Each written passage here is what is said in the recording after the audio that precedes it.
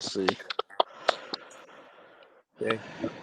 Hello, everyone. This is Caleb Hale. I am the Director of Communications for the SIU Alumni Association. We are back doing another one of our SIU Alumni live chats. I've got a couple guests in the room with us tonight or today. A couple of things I wanted to point out before we do get started in earnest with the conversation is that the SIU Alumni Association, you might notice within the last week or so, has put out a national call for board members. We are looking for people to volunteer to serve on our board or put themselves forward as candidates to serve on our board in the future. There's more information about it over at siualumni.com.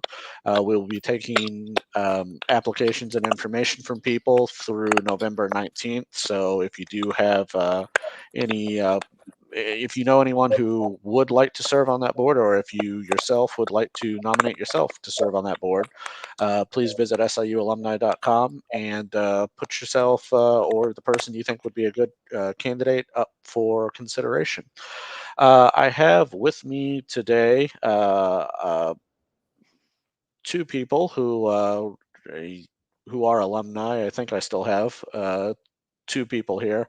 I do have Sandra Pfeifer, and we did have Glenn Poshard, but of course we just lost him here, technology being what it is. But they are two people who are involved in a documentary project that is currently going on. And we're going to talk with them a little bit about the documentary called 39 Counties. It recounts an effort that Dr. Bouchard had made last year around this time, doing marches, pretty much expressing the theme of nonviolence, particularly in the culture that we find ourselves in today, fueled by social media, where there are so many calls to violence and also basically disagreement between people. So, Dr. Bouchard, I can start with you and let you explain a little bit about what was kind of your intention with the start of these marches last year.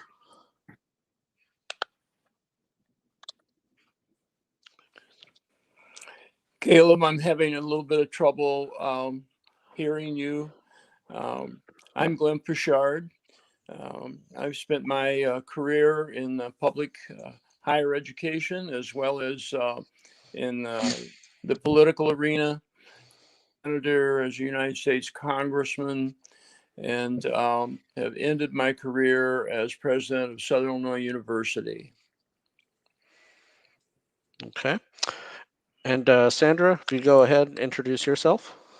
I'm Sandra Pfeifer, independent documentary filmmaker.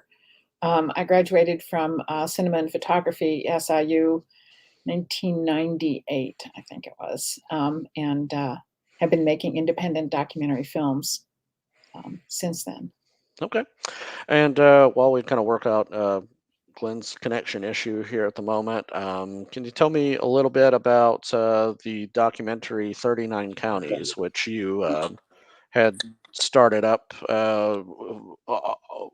with when you were following Dr. Pichard around during these? So tell me a little bit about the genesis of the project and what got you inspired to do it.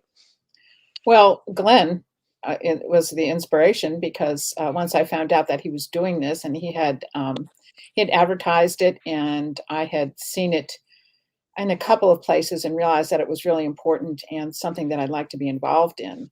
So I called him and asked about being able to follow him and film so with the end product in mind of a documentary. And he was positive about it and welcomed the idea. Okay. And Dr. Pichard, if you can hear us and are have a good connection with us, what inspired you to what was the reason you wanted to start these marches now? What was this, Well, specifically what you saw? yeah, Caleb, last year, my very good friend John Lewis, who I served 10 years with in the United States Congress, John and I exercised every morning in the House gym while we were in session. and talked a lot through those 10 years about nonviolence and his work with Dr. King and others. And last year, Joe and I, observing social media, just could not believe the talk of nonviolence that was everywhere and is still everywhere. The talk of violence, I should say. Hmm. It seemed that there's more hatred, more division, more talk of violence right now than any time in my lifetime that I remember. Sorry, we can't keep his connection steady here for a moment, but I think definitely social media hasn't done any favors toward us in terms of trying to keep the tone down. I lost you So there, Caleb. yeah, I don't know. Am I back now? you're back. I was just kind of filling in for you. I said certainly that social media hasn't done a lot to help us with the tenor of our Well, discourse these days. as I started to say, when John Lewis passed away last summer, Joe and I decided that we had to do something to speak out against the violence that we were witnessing in the media and elsewhere. And we decided that we were going to go back to all 39 counties that I had represented in Congress and march around each and talk about nonviolence being the only way that we can relate to each other in this country. Because if we offer up violence against violence, what does that lead to? More violence, more hatred, more division. And so the only antidote to that is to remind people that we're all citizens. We can't keep his connection going really, but Sandra, tell me a little bit about the process of filming that because I understand you did a lot of this on your actually just on an iPhone. I did. At the time, because when I found out about this, it was only days before his first march, and yeah, I brought another camera with me, but in a situation like that, you're shooting from the hip. You're it's cinema verite. You just got to be everywhere. There's only Hmm. one of me, and there was a lot going on. So with a gimbal and my iPhone, I was really a lot more. Forget the tripod and the camera, which I would set up and have it stationary. But with the gimbal and the iPhone, I could move around. I could move around the crowd. I could change positions, and that works really well. It worked really well in that regard. It was the right thing to do. It was the right call because of the camera situation and the cameras that I had at the time. The Right, iPhone is the best. and just the process of moving about on there, no, it makes it a lot easier to move with that. Oh But yeah. what and just kind of what did you witness during the process of these marches? What was it like to pretty much be there on the ground, seeing this happen? Wow. It was so impressive, really. It was every march was an act of commitment and caring and love, and a belief that citizen engagement in a situation like we're experiencing with the division in this country, that citizen engagement to participate publicly was remarkable. It was wonderful. And Glenn had brought signs. Glenn had signs made, that were applicable. Be kind to one another. United we stand, divided we fall. Just I don't know. I think he had maybe 8 or 10, and I had signs as well from another march that I had done. And people brought their own signs, spent time making their signs, and just were so proud to be there. They were happy to be there. They appreciated this opportunity. And it's not an easy thing to just get out there by yourself. And so to have Right. leadership that brings it together is makes it viable, makes it gives it an opportunity. And I think that had Glenn maybe had more time or um, uh, even he doesn't have a social media presence, but if people had spread it on social media, I think there would have been more people there, because I ran into people later who said, if I had known about it, I would have been there. But the people who were there were committed, and it was an act, a selfless act. It was an act that you're doing for the greater good. You're not Right. just doing it for yourself, and that was so impressive. At every march. Right. And you'd like to think that maybe things got better after that, but going Yes, into the following year, they most definitely did not get I better. know. It started out, and the discourse did not improve at all.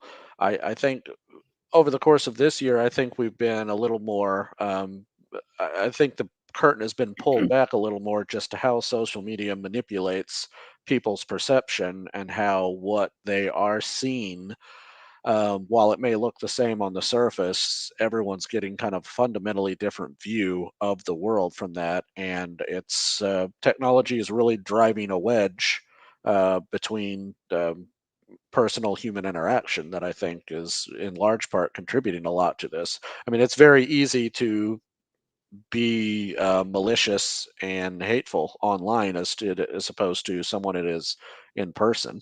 I'm just wondering what your experience of what have you seen over the course of your life in terms of just the way people talk to one another, particularly now that we have the ability to be connected all the time. Well, I personally, I'm a uh, I was part of the counterculture.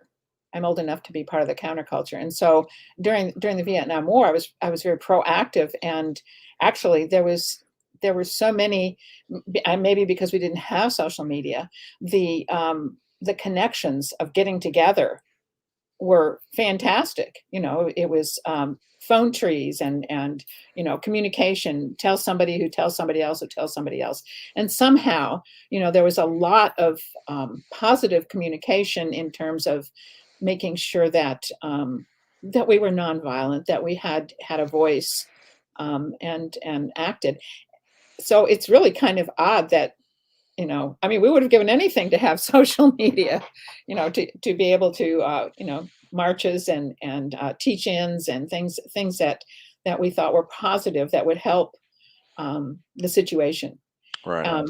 But at this point, I think that I don't think that social media and the news media have really figured out how to be a more holistic thing. I think social media has a lot of possibilities to be a better unit, a better force. And it doesn't always have to be bad. You can choose to do good things Right. on social media. I've always told people I think social media right now it really triggers the tribal instinct that's in people, whereas you can belong to the communities that you want to belong to Exactly. online. However, that comes at the sacrifice sometimes I think of living and really being present in the communities that you are actually a part of. And I mean, you could see that in the way people reacted, say, to the vaccine rollout on there. There were very much people who was about personal choice. It wasn't good, and they could feed those notions based on what information they were getting online. There wasn't a lot of conversation about necessarily there, or at least you never saw on social media as well what's good for the community that you're living in as well, because after all, the idea for a to stop the spread of a virus transmission is very much a community effort. There has to be a larger response rather than just an individual person's response to really make any headway one way or the other. I think actually that what you're talking about is our failure as a culture to hold on to our community entities. That we've lost the mom and pop stores, we've lost our local news. And there's so few opportunities now to just gather together only in your community. And that was something that I thought was really important about these marches. I mean, Glenn made sure he didn't just go regionally. Oh, let's do two or three of the. He went to every single community, no matter how small that community was, no matter how few people might have shown up or how few people lived in the town. where the courthouse was, so that you had a chance. Sorry. It's all right. So you had a chance to gather with people in your community. And that was important. I noticed that there was a lot of conversation, after the march, there would be conversations and people would get, and you're only talking to the people who live, down the street from you, maybe. And I think that we really, really need to bring back our sense of community. I hate losing our local papers and television stations, and it's gotten so broad that you're just out there in the world with people that aren't your neighbors. Right. Well, Yeah.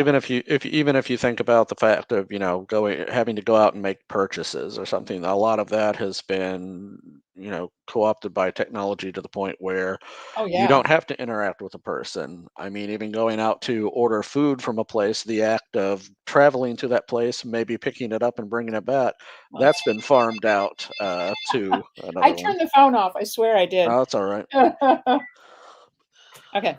But that's been farmed out as well, and it's been replaced by technology. So there's a lot of just that existing within a community that has been kind of carved out of our daily routines. Right. And I think when you live only online, when you make the assumption that everything that happens online is the only thing that's happening, that fundamentally warps your view of things. Were there people present at pretty much every march that you went to, no matter how small? There was always someone there.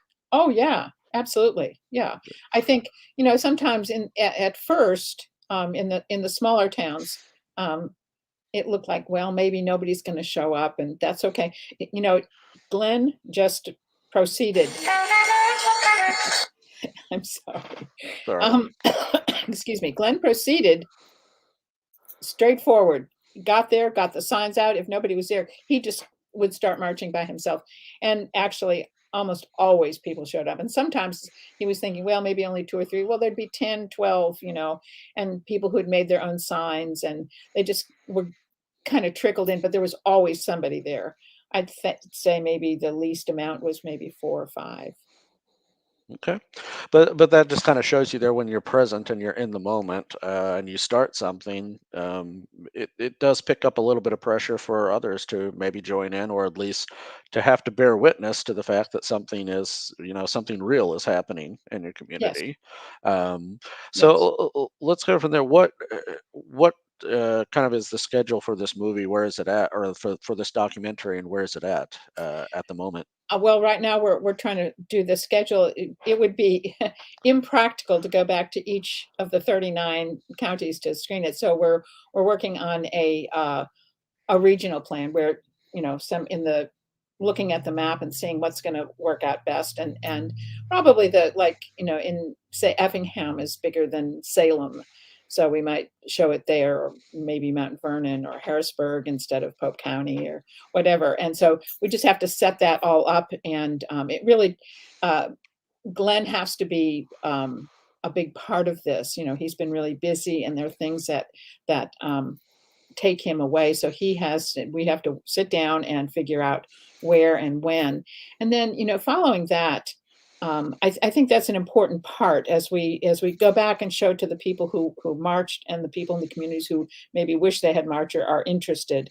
After that regional uh, gathering and understanding, I think at that point, then we will understand how the film can go farther out. And my plan would be to take it to start out with small film festivals around the country, which Now I there did are with last two documentaries I made.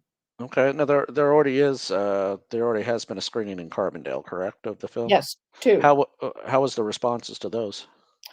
Good, good. That we had a 5 o'clock and a 7 o'clock screening at the Varsity, and a panel discussion afterwards. Basically, it was a Q&A, Hmm. and a lot of good questions, a lot of interesting ideas. Some people somebody had said, which I thought was a really good idea, is to work a program where we could put this into the learning media. The public television has learning media, which is free to everyone. So we can put something in there. And basically, I think that, the idea was you need to spread this, talk about it because it's important.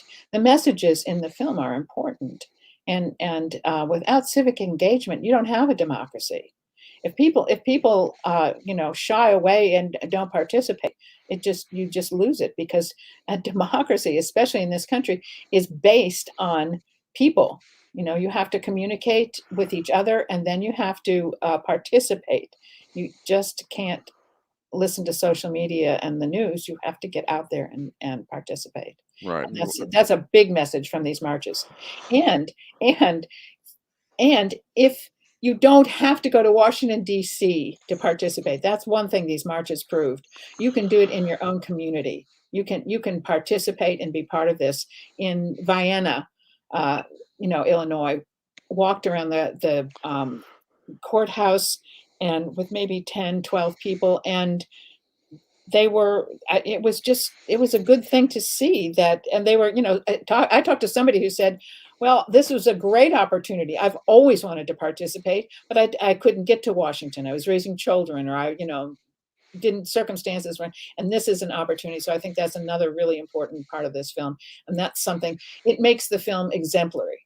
What's going on. It's not just specific to the fact that, 39 small rural counties participated in this, which is important. It's actually exemplary that you can do this too in your own community. This is important. And really, it's that kind of impact that's going to have the larger Yes, larger effect that's overall. exactly right. You can't your sphere of social influence can only go so far. And I think that's Sure. another thing. That's another thing that I think the social media has inflated as well, is just how much their actual impact can actually travel, and it's what they inspire people to do. Because I've always told people, a like on social media, who knows what that necessarily means and what that's going to translate to. I've stumbled before while walking and accidentally liked a post that I didn't mean to, but who knows what the person took that as on the other end when I Right. did that. But it's what you can do within your own community, and the chains you can kind of foment within there. That's the Absolutely. kind of thing that starts to branch out. And I think we've seen the results of what happens when there's a lot of discourse and engagement in the online space, how wildly off tangent it can be, and then Right. it manifests itself with disastrous results, as we saw like on January 6th I with know. at the Capitol as well. Wow. I mean, those kind of things are real. They have real consequences, even though the information that may have led to it online may not necessarily be real. There are very real world effects that can That's true. happen from that. Well, Uh, I think that that somehow or other, I mean, we can't, excuse me, we can't ignore technology. So somehow we have to wrap our minds around the fact that it has a place. And it's not the place, it's not the only place, but there's a holistic opportunity here to be able to use social media, listen to the news, and be part of your community, and have yes. your community just be as important as all of those things. Well, what from here with the film? I know you want to take it out on the wider circuit, but there's a community involvement level within this, and what happens to it from here, and how do people get involved with it? Well, and that's another thing. I think the community and educational outreach project, of course, will start regionally. That will be in terms of gathering people to talk. Yeah, circle, the circle, sitting in a circle and talking is ancient. How people shared stories and what was important in their community or whatever. And I think basically, and actually, I'm meeting with someone tomorrow and trying to outline how we're going to address this, which would be um, coming into a community, maybe showing not the full film, which is 45, 50 minutes, but showing 15 minutes of it that would inspire something, and then having a questionnaires, having some information sheet and things, having a leadership, somebody who talks about leads the discussion, and then to go around to different communities and see how it's received. And in schools, because there's historical information in this film about the Declaration of Independence and Lincoln and his second inaugural and the Gettysburg Address and the Civil War, those things in terms of education can be very useful, because it is a lot.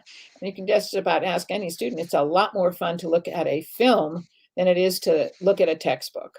Right. So then, that the film, then you can identify the points in the film that would inspire discussion following with the teacher and the students. Yeah, and there's also a distinction between civics lessons that teach you the basics of executive, legislative, and judicial branches, but then Exactly.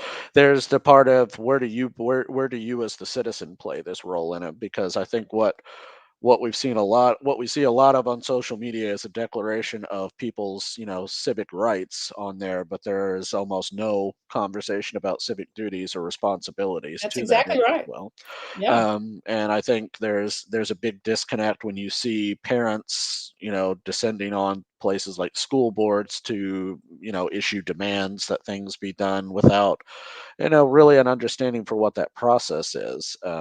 Well, Not, that's not understanding the fundamental concept of what consent of the governed actually means on there, but declaring it that essentially it meaning that if you don't like something that's happening, you can try to take over what you don't see, like and see. That's kind of it's kind of a kind of frankly a scary and barbaric uh, um, it is. that's kind of that kind of development that has gone out there, and I think it's amplified by social media because it's so disconnected from what the reality of a situation actually Right, is. right. Yeah, going postal could be dangerous.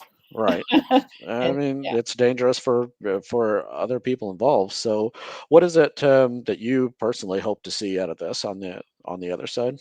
wow. I really hope that, yeah, I think the editorial in the Southern Illinoisan, one of her last comments I thought was really part of this, which is she said, "I hope to see this be a legacy piece that is a bright spot in our dark times, that it lets us reminds us that there's things that can be better in times of difficult times." And one of my personal favorite signs that Glenn brought was be kind to one another. I mean, be kind to one another. I mean, who can argue with that? I mean, and I had said, somebody said, well, I don't know, and the marching and all that. And I said, no, really, seriously, when was the last time you carried a sign that said be kind to one another and marched around your own courthouse? That's something that you just can't go wrong with that. Be kind to one another. That's so simple. Right. Well, Sandra, thank you for joining us today. Yes, thank For you. anyone who is just joining us on there, we are talking with Sandra Pfeifer. She is an alumna of SIU, filmmaker. She was working on a project with Dr. Glenn Poshard, former congressman, former SIU president, on a series of marches. As we are discussing today, technology is wont to do. It has it took Glenn away from us just because of the connection, but we It was a carried pleasure on. to work with him. Let me tell you that he is a one devoted community servant. He Right. truly is. Yeah. And Sandra, I thank you for your time in this, and we wish you the best of luck on the carrying the film and the rest of the message to as many people who will listen. So Absolutely. thank you everyone Thank you, Caleb. who had joined us today, and have a good evening. Thank you, you too. All right. Thank you very Mm, much. Goodbye. thank you. Bye.